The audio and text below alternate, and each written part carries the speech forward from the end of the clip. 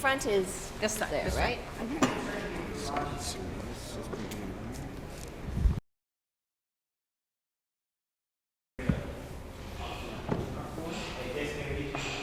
Audio check 1, 2, 3, 4, 5, 6, 7, 8, 9, 10. Ladies and gentlemen, audio check 1, 2, 3, 4, 5, 6, 7, 8, 9, 10.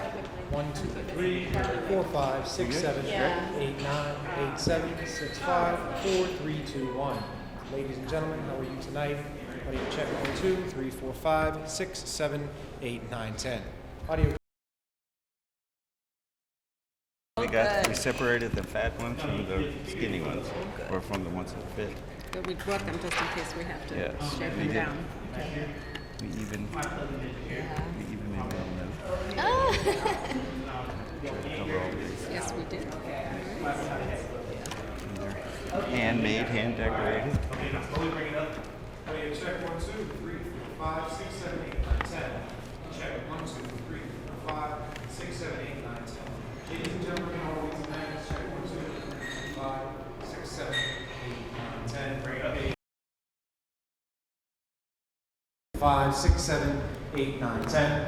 Check 1, 2, 3, 4, 5, 6, 7, 8, 9, 10. Hey, hey, 1, 2, 1, 2, 1, 2. Hey, hey, 1, 2, 1, 2, 1, 2. Hey, just a little bit. Hey, hey, 1, 2, 1, 2, absolutely. 1, 2. Okay. And we can put that a little higher. Hey, hey. Look at it higher. Check, check, check, check. So now, No, mark no, that. no, no. Mark that. Check, check. 1, 2. Okay. Hey, hey. Bring it out. 1, 2.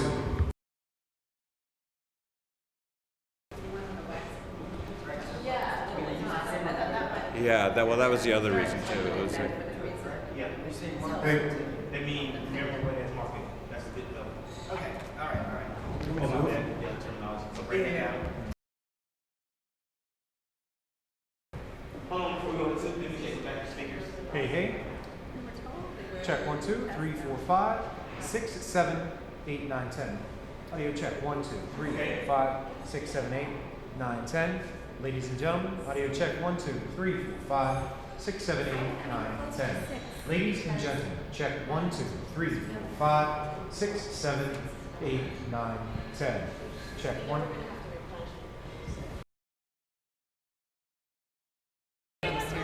Just making sure. Check 1, 2. Good.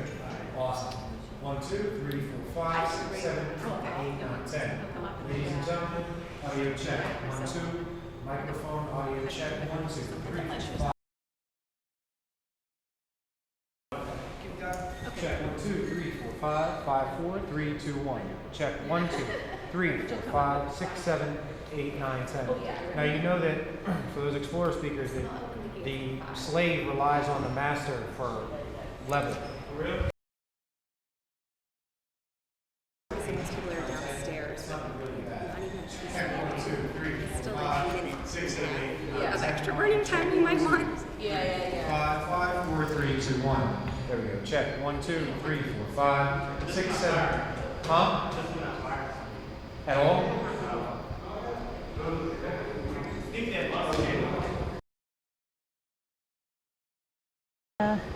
Many chances of getting the actual shot.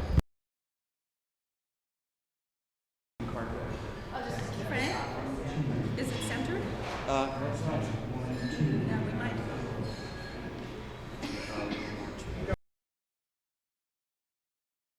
The first lady was to prom. And she'd taken a tour of the ghetto there. So we borrowed the church. Right, and then last year we ended up, right, and so this was in my files from last year. And the vice president involved in this.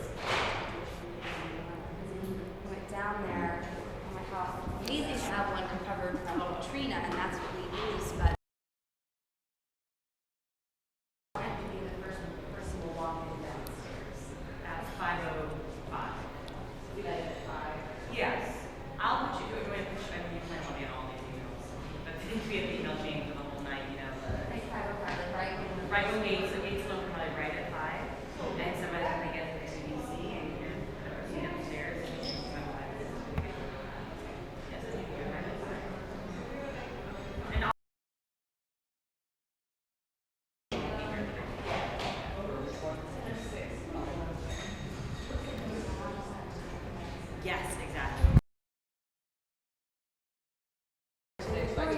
right, so we would just love to hear the story of All this. right. Tell me when to start. Okay. This is a very special Hanukkah lamp that was made in a displaced persons camp after World War II in Germany.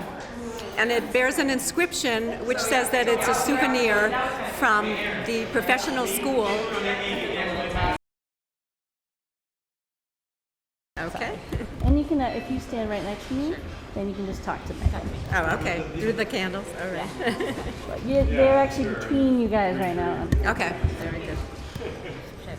Do I have to introduce myself? Or? That would be great. Okay.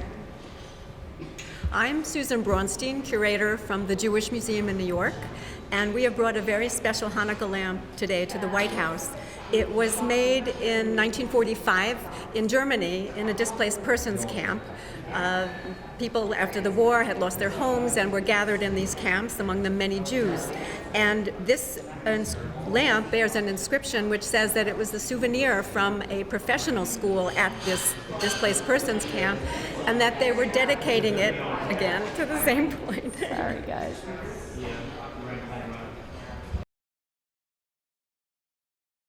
I'm feeling good about this one. Third time's a charm. Another take from the top. Yeah, Okay. They don't. You're in the shot. Oh, they're in the shot.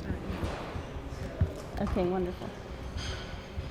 Just gonna introduce yourself. Okay. I'm Susan Braunstein, curator from the Jewish Museum in New York, and we're very excited to have brought this very special Hanukkah lamp to the White House for this occasion. The lamp was made in a displaced persons camp after World War II in Germany in 1945, and it has an inscription which dedicates it to General Joseph T. McNarney.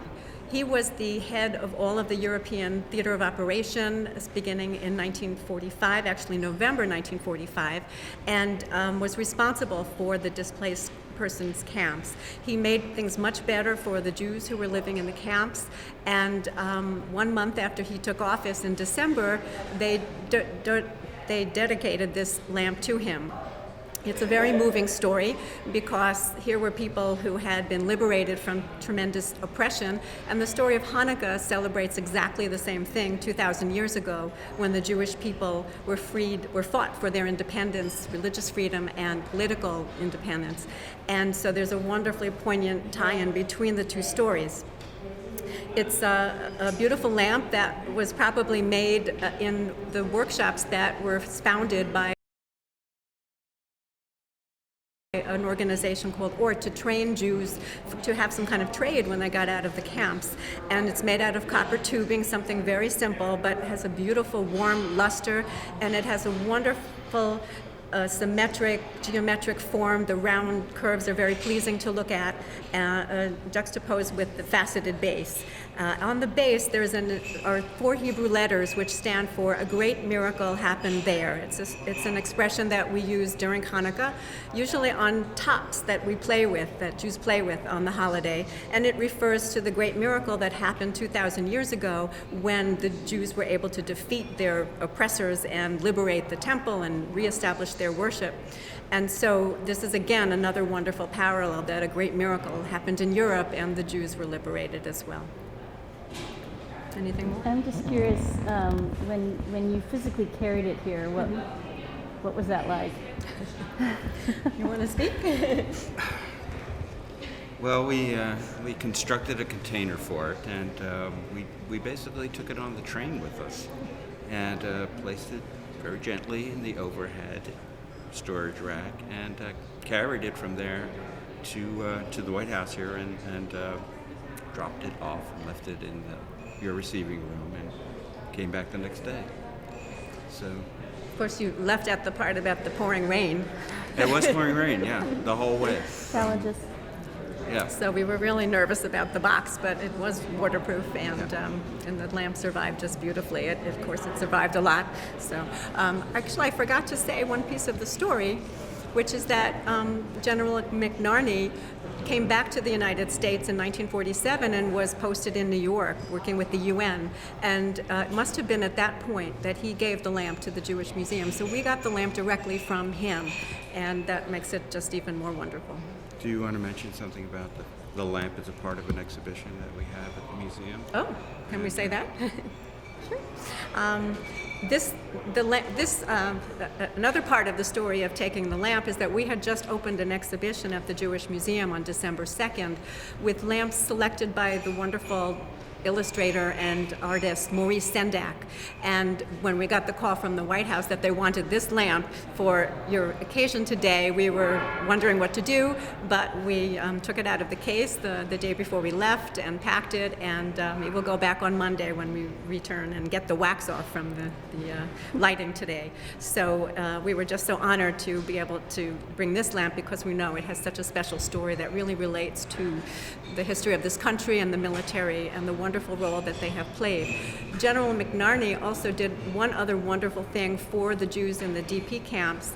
They did not have a Talmud, which is the book of Jewish legal rulings that cover centuries of rabbinical thought and lore, to study with anymore after Europe. Everything was destroyed, and so he took up the cause, and he enabled them to get paper, to get a printing press, and he brought from New York 2 complete volumes, 19-volume sets of the Talmud for them to create an offset version. And in the version that was created, on the title page, there is a dedication to the U.S. Army.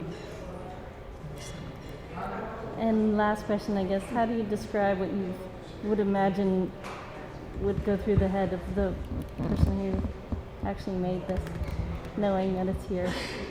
Knowing that it's here. Yeah. I imagine that the person who made this probably could not imagine that it would one day end up in the White House. I don't know what happened to that person. They could have gone to Israel, they could have come here. We don't know where they are, but I'm sure that they would be incredibly proud to know that something that they crafted with their hands out of the ashes of World War II is proudly being displayed and looked at by the President of the United States. Wonderful. Anything else? That was great. Thank you so much, you guys.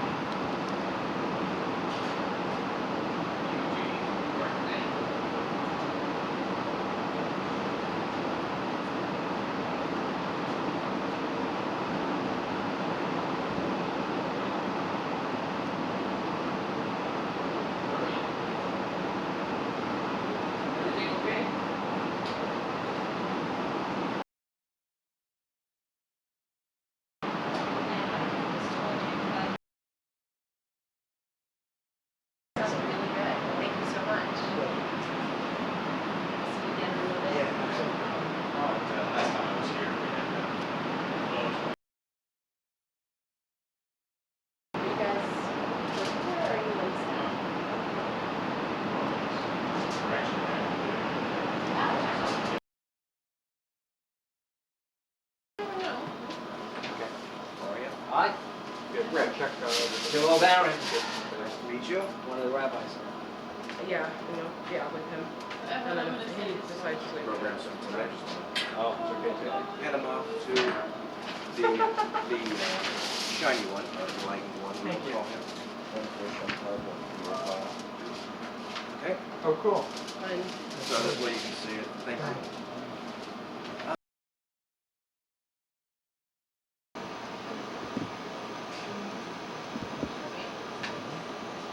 And whenever you're ready, Colleen, you can pass the mic. Can you tell us a little about tonight's menu? Well, tonight's menu is going to be wonderful, and of course, a part of the Jewish tradition.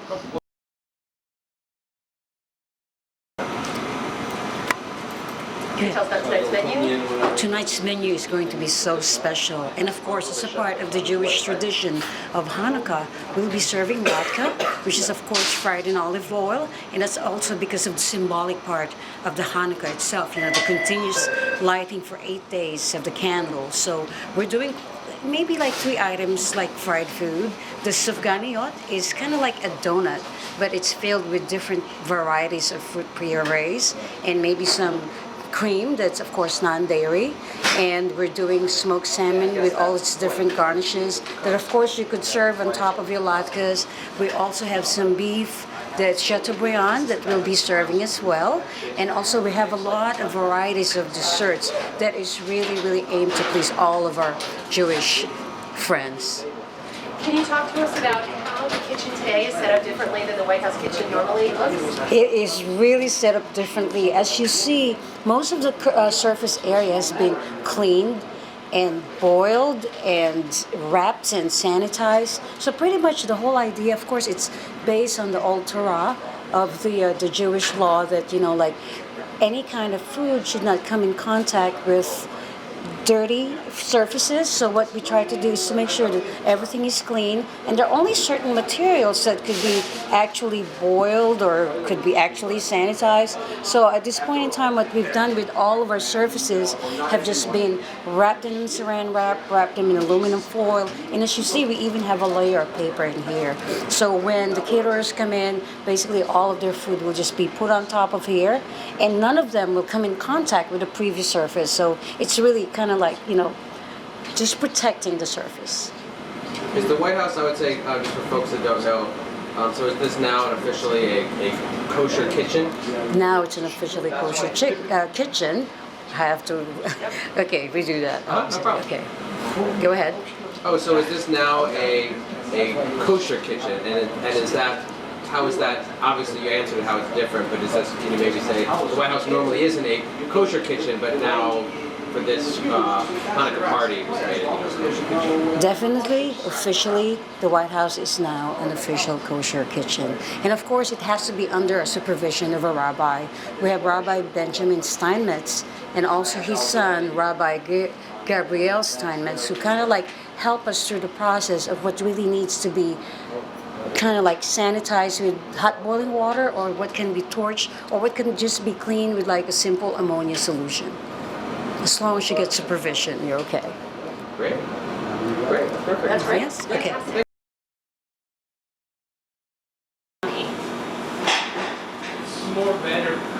think the highlights for Hanukkah are the potato latkes and the donuts, sufganiyot they call them, because they're made with oil, and the miracle of Hanukkah is all based on the oil. So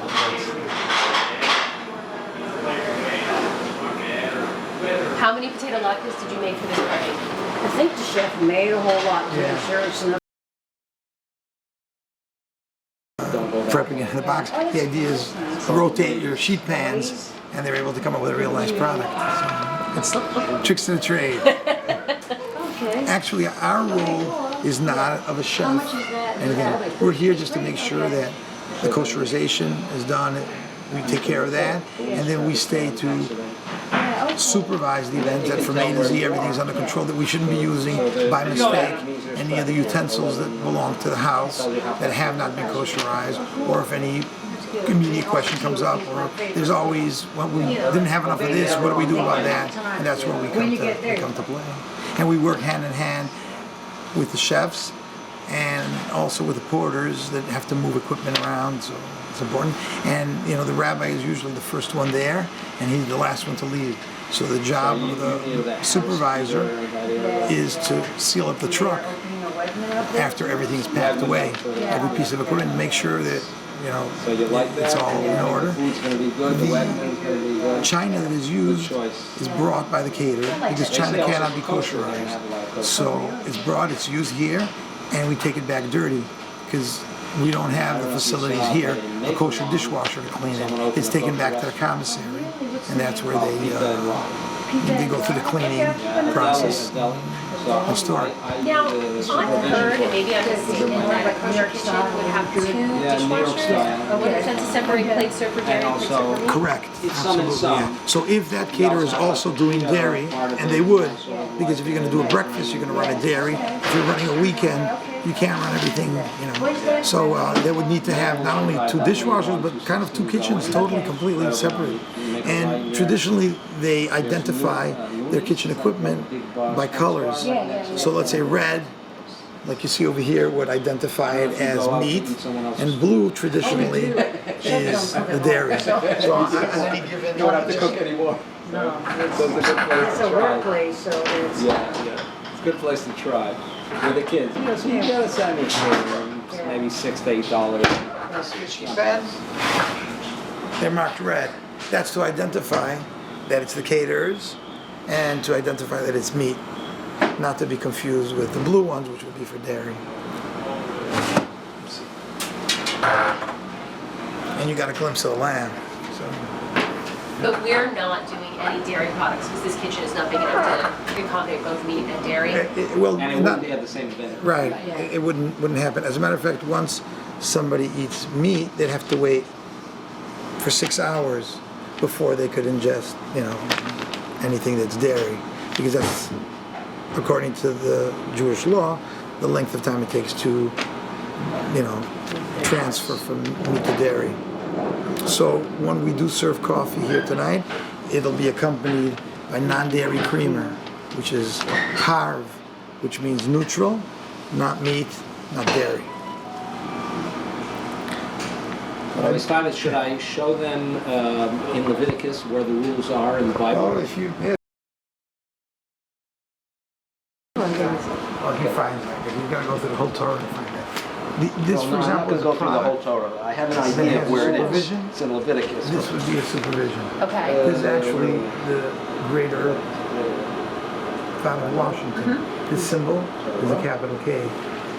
But any given product, Any kind of canned products, salt, pepper in the grocery store, you will find all of these little symbols in there that would determine what part of the Jewish conservative tradition they are.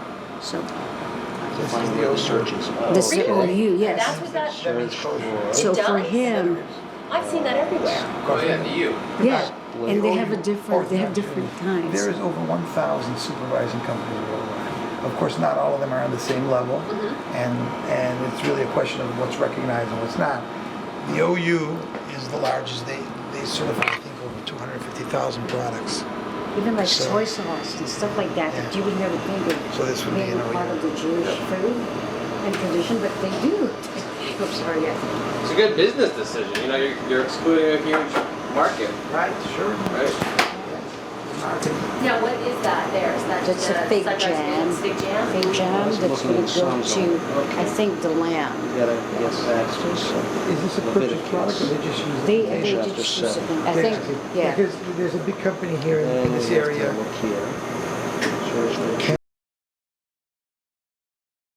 Highlighted because of the search. Chapter 11. Why don't you explain to us first what? Oh yeah, I saw that. Yeah. We're looking at chapter 11 in the book of Leviticus, which is in the Torah, the Jewish Bible. And that sets forth the rules and laws, dietary laws that we abide by. And it speaks of the types of animals and fish that are permitted. So, you shall not eat of those You should only eat, basically saying that you should only those that eat of those that chew the cud and those that divide the hoof. Oh, okay. These are the beasts. Whatever parts the hoof and is cloven-footed and chews the cud. Basically, if the hoof is split, that would be the cow. It would be sheep or lamb, goat, but not pork. I think the pork would the pig doesn't chew its cud. It may have a cloven hoof, but it doesn't chew its cud. And then it gives examples of those that don't have both qualifications. The camel, because it chews the cud, but its hoof is not parted. And they translate coney, but we're talking about a rabbit. It's not kosher. It chews the cud, its hoof is not parted. Oh, okay. Then it has the hair. So I guess they're both types of similar to each other, and they're like rabbits. And then you have the swine. The hoof is parted. It's cloven-footed, but it doesn't chew its cud. And now, was there, correct me if I'm wrong, but a long, long time ago, there was some social practicality to separating meat and dairy hygienically, or just for health reasons? Was there any other reason besides That's a very good question. Yeah. The answer is that if you look in the Bible, no real reason is given. So it doesn't say don't eat them because of hygienic reasons or health reasons. Although philosophically there are commentary and people that have proffered theories and possible explanations for kosher. But ultimately the bottom line is, if you look in the Bible, this is the Word of God, that's why we do it. So there aren't any full explanations for the kosher laws. But some have been suggested, such as like when you see the prohibition against mixing meat and milk, it doesn't just say don't cook meat and milk together. It says don't eat the kid in its mother's milk. And basically that gives you the gist of it, that it's a matter of gluttony and being very selfish. How much are you going to take from that poor cow? You're going to take the baby and you're going to take the milk too, And it basically what the message is that to instill in people a sense of self-discipline and realization God created this big beautiful world. It's really God's world. You take something from the table, you have a buffet, you don't take everything on the table. You take in a modest amount, in limit, So that's one explanation that's proffered.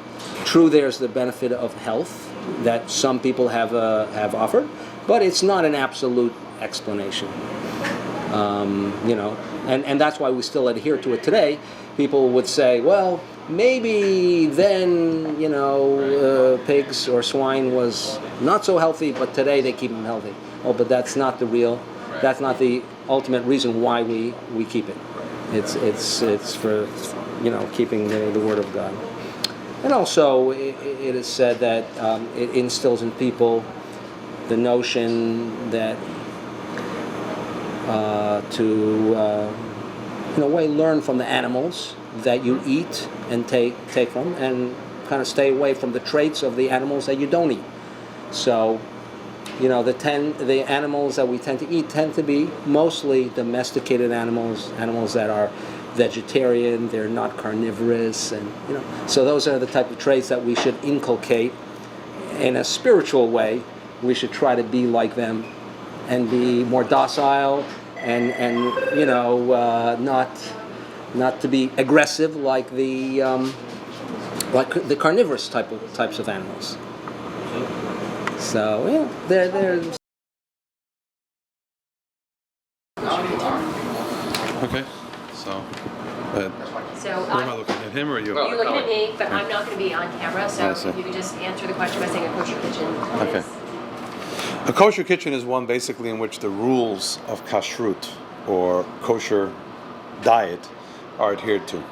So it means a total separation of milk and meat, and use of utensils and ingredients that have only been, only kosher ingredients, as well as utensils that have only been used for kosher. That can sometimes be very simple, It can sometimes be very complicated, such as if a kitchen is very small, or if a person doesn't have the wherewithal to have separate sinks and dishwashers and the ovens and things like that for the milk and for the meat, because we can't mix them, you see. And not only do we have to have non-animal derivatives or meat that's only from kosher animals, we have to also make sure that no dairy or milk mix in any way. Is the White House generally a kosher kitchen? The White House kitchen generally is not kosher. And therefore, in order for it to be used for a function which provides food that can be considered kosher, it has to be koshered or kosherized or made appropriate for kosher food. And how would we do that? Normally, we follow one general rule: the absorption of taste and then the extraction of that taste, or the expunging of that taste. And the way we do that is with heat. When something is cold on a regular plate, the taste does not really get as absorbed. When something is hot, it gets absorbed, and the hotter, the more absorbed it is. So therefore, when we have silverware or utensils that are metal, they can be kosherized by placing them in boiling hot water, which takes out any taste, especially if they haven't been used for 24 hours prior to the process.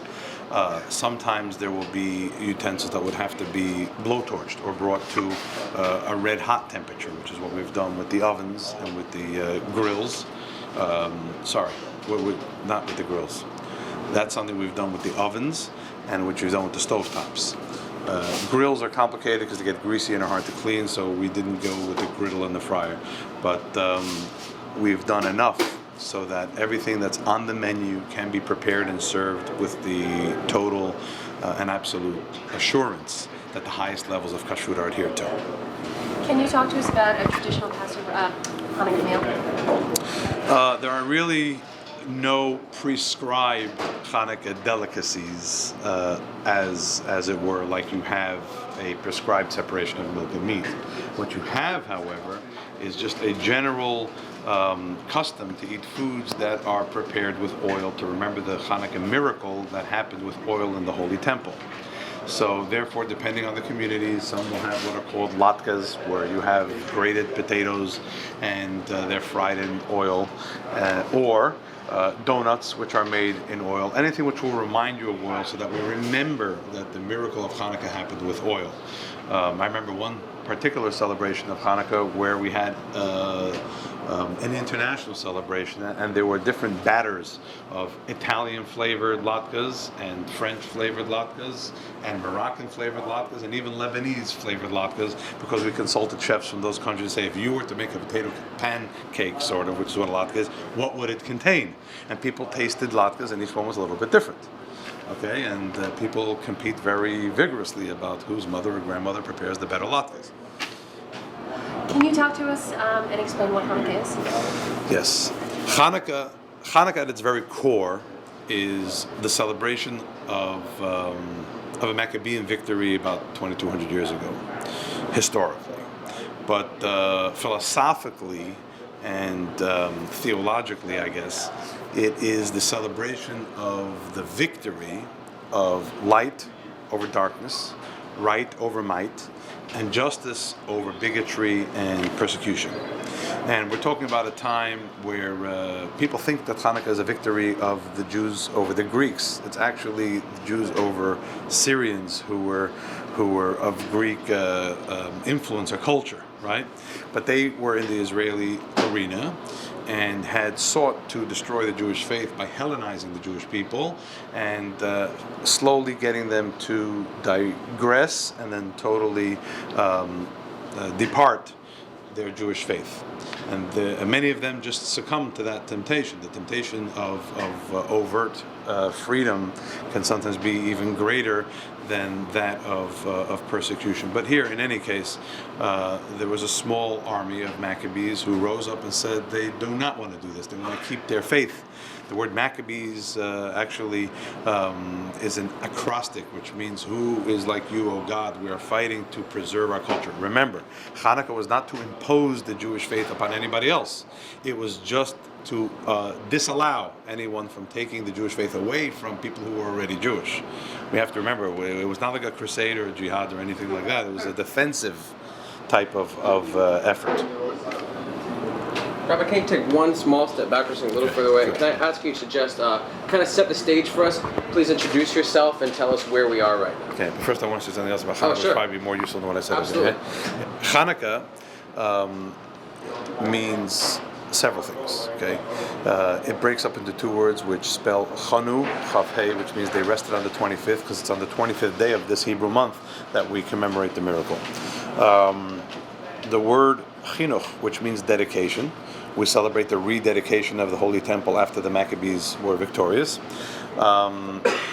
Also spells the same Hebrew word as education, which connotes a very, very fundamental principle in Jewish life, which is the dedication to education. You know, at our foundation, Jews are people who strive for education, not only to educate children from a very young age, and not only to provide them with knowledge, but to provide them with a moral core and a building of a character, not only of general life, but specifically about how to live their lives as Jews, and even more specifically how to live their lives as Jews in a world which is very minimally Jewish in terms of population and so forth. So Hanukkah is a very, very important festival for us because it's a preservation of who we are.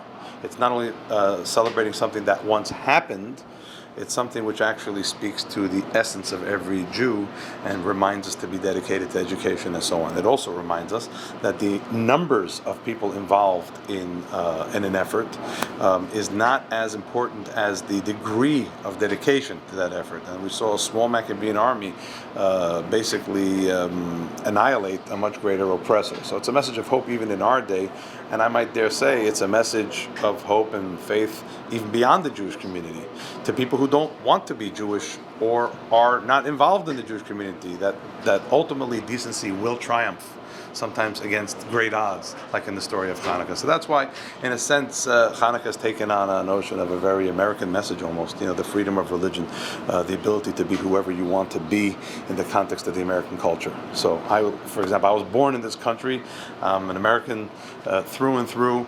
I look very different than almost all Americans, but yet I feel myself very much a part of American life.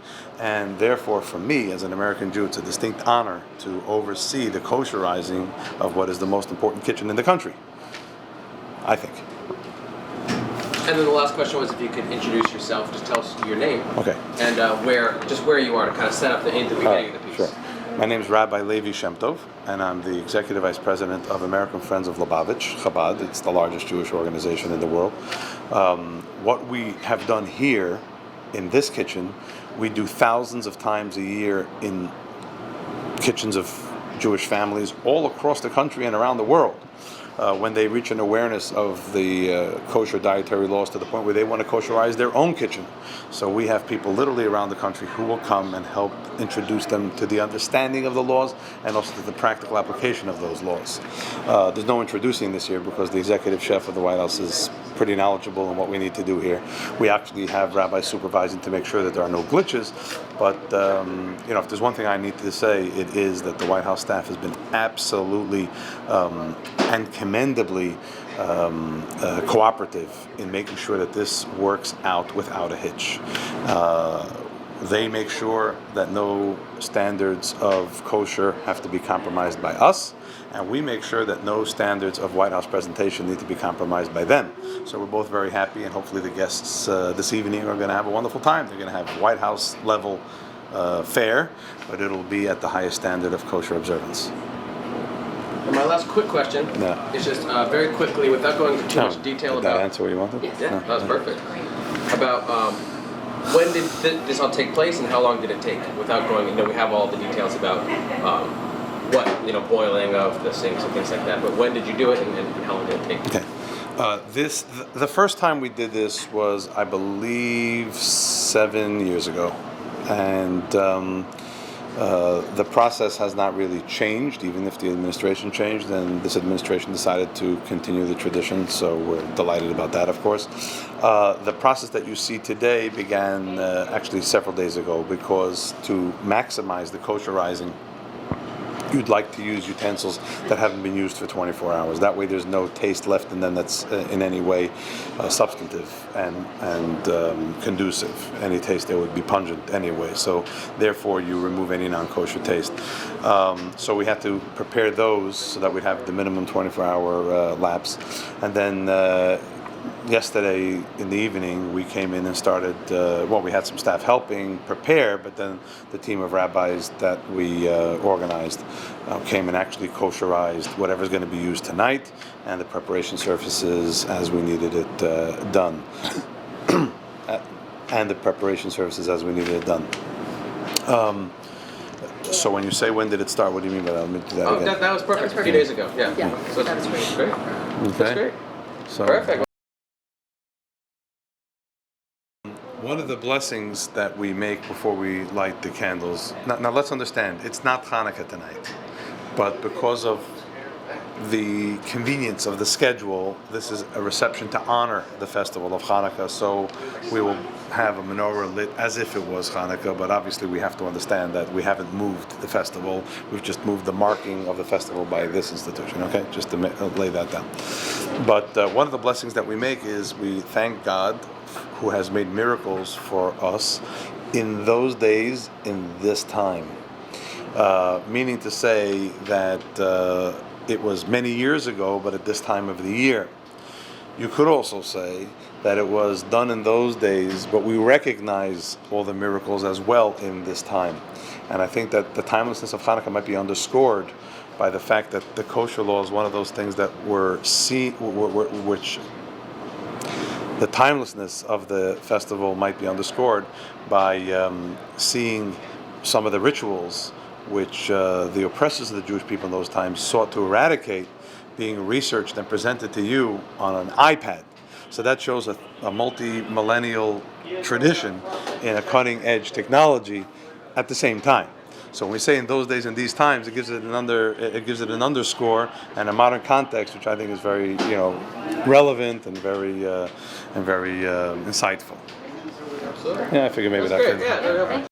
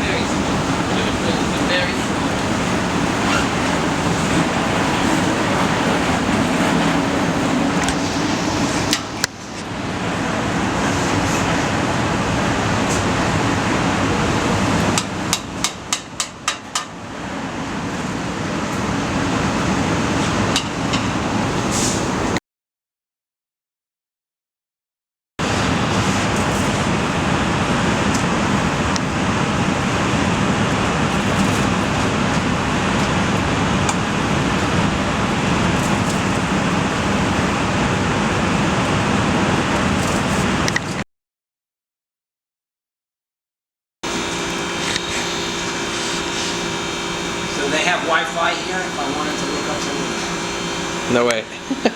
You can get 3G, but that's about it. Yeah. Look something up on my iPhone. But I'll show you. I can show you on the iPhone. I look up.